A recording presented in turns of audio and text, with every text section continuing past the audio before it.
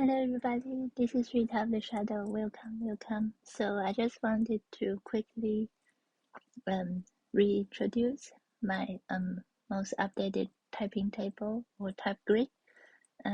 So the addition of the master cheat sheet, and I have uploaded 2 of these in my community page so that you can download or take a screenshot to keep it on your phone or anywhere handy, so that if you choose to use the type grid method, you can type someone more easily. But always remember, when you're typing someone, you are generalizing and you are judging them. So it's not a tool to assume that you know someone already, or you see them like that avatar reference, but it is a valuable first step to know kind of how their mind works and stuff like that, and then you can get to know their nurture and how they choose to use their 8 sides of mind, that kind of thing. So there are a lot of things makes a person unique. So knowing the type is only one aspect of knowing somebody, basically, but still it's very useful so that you can have a better interaction with them, like what are they all about.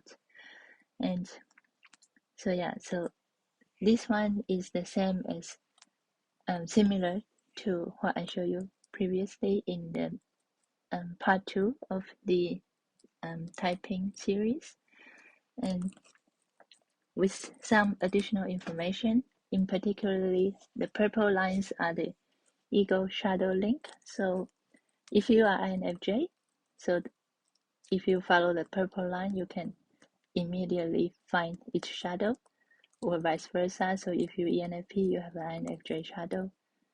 I mean, shadow as in the other 4 missing cognitive functions, so your ego is this one, so your shadow makes up for your ego. So this is your primary shadow, I guess I should say. But then the one that in the same color background as your ego depicts the other 8 sides of mind, or other 7, so ego shadow, right? So other 6 sides of mind that you have in addition to that. So from one look, you can immediately know what are your 8 sides of mind. So, and you might not know necessarily what order they are in right away without looking at the 8 sides of mind table, but at least these 8 sides are relevant to you. So when you get your type result from, like if you choose to take a type test, then you can still use this table to find your other 8 sides of mind and see, is this really my ego, or am I actually here? So you can watch other videos, starting by your ego and the shadow, and then the other 6, to see which ones fits the most for you, and then you can find out what is your real type, like that. So similarly, if you are landed in on color background, so your 8 sides of minds are here.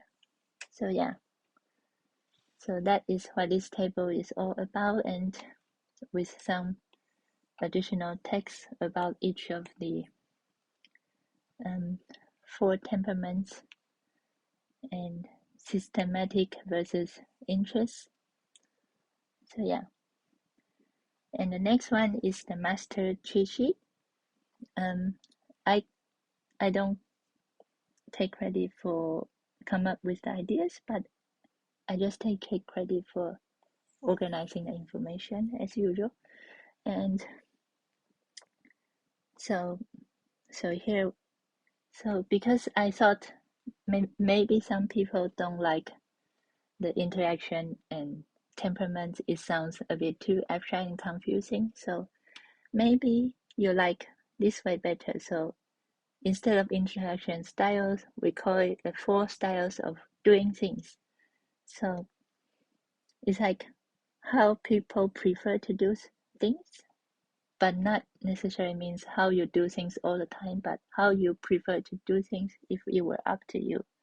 So, and these are the 4 primary groups, which corresponded to these ones.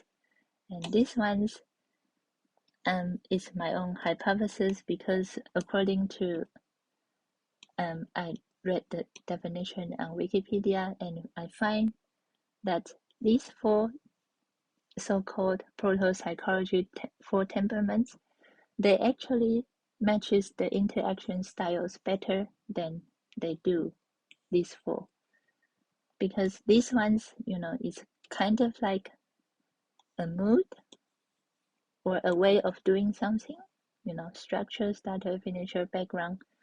But these ones is more like people, these are all person, people kind of nouns, guardians, artisan, intellectual, idealists, etc., etc. These are all people nouns, and these ones are also characters. So I think these ones are actually the 4 interaction styles, in my opinion, and this is pretty self-explanatory. The 4 humors is relevant to the 4 temperaments, and the elements also is from Wikipedia reference. And the astrology signs are linked to this one as well, because it was shown these symbols in each one of the corresponding humors. So yeah, and these Harry Potter houses, I know some people is going to disagree with this category, but this is the result of me Googling. Like, people seem to think these 4 maps to these 4 houses. So if this is true, then this should be also kind of true. But I know the 4 houses have more meaning than this, so it's not 100% match. But yeah, and by the way, the house you like doesn't mean you do things in exactly in their way also. So just keep in mind to that. And here is the miniaturized typing table. So the 1, 2, 3, 4 are the interaction styles, or the 4 ways of doing things, and the y-axis is the 4, 4 temperaments, or the 4 rules we prefer to play in a society. And yeah, so they are the green group, which are the A sides of mind, and the blue group in another A sides of mind. So yeah, and these are the additional keywords related to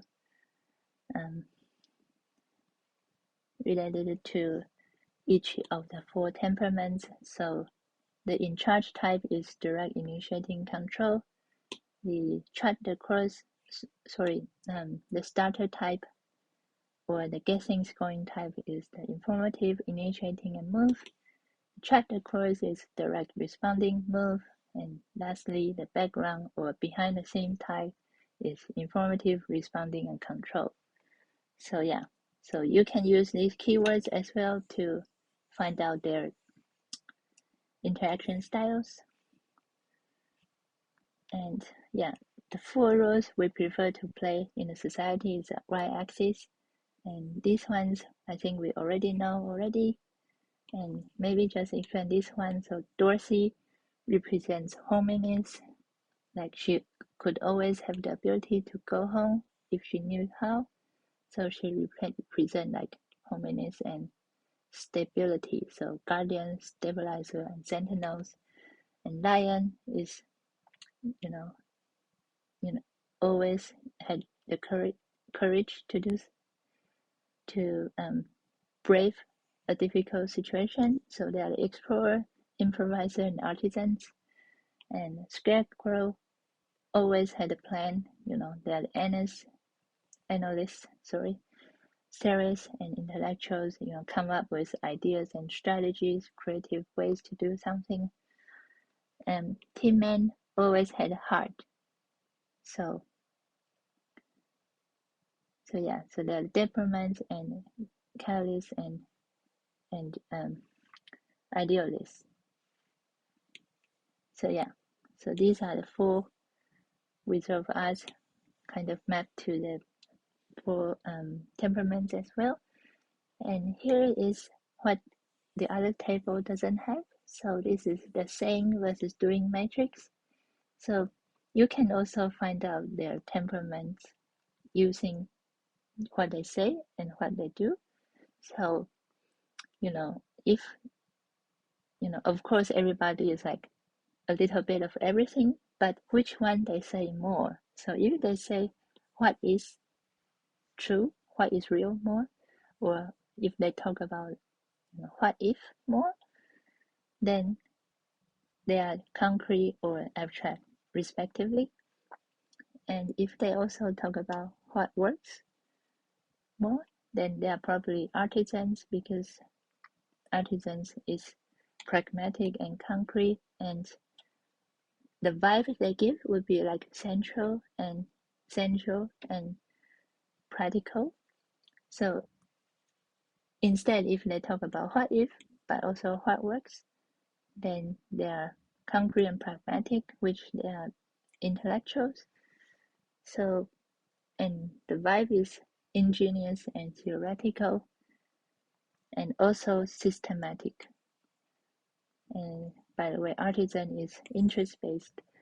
And if they instead, if they focus on what they believe is right, and what is true in their view, then they are the people who are sensible and just. So they are the guardian type, and they are also systematic. Or lastly, if they are focusing on what if and what is right, so they are abstract and affiliative, so they are probably idealists. And if they are also interest-based, then there's a high chance they are idealists. So if they are, the vibe they're giving would be like intuitive, emotionally, and also fervent, very passionate about people kind of thing. So yeah. So that's all for now, and I hope you find these tables helpful, and let me know if you have any comments, and you can also give me suggestion on how to improve on something. I would really appreciate it. So thank you so much for watching my video, and see you next time. Bye.